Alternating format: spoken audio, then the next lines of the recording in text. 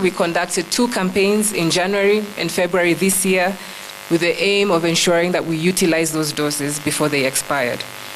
We received information to the effect that despite our hugely successful campaign that saw on certain days us being able to vaccinate close to 200,000 doses in a day, and more than 3 million doses that were administered over a 2-week period, that the country may not be able to utilize all the AstraZeneca doses that are available before expiry. Preliminary reports indicate that close to 840,000 AstraZeneca vaccine doses received through the COVAX facility have expired.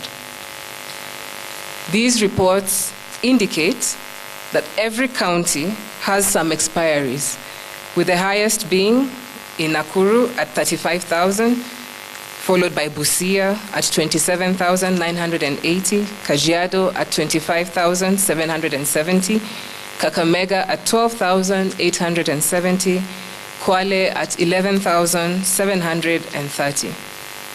And so, fellow Kenyans, AstraZeneca indeed has had particular unique challenges in its administration. Some of these challenges has been, one, complacency by ourselves as Kenyans in being able to take up the jab following the reduction of the positivity rate and the number of COVID-19 admissions. I'm sure just a few weeks to a month ago, you noticed our trends had gone down, the positivity had come down, and some mandates were lifted. And this then led to complacency amongst us, causing the loss of those 840,000 doses.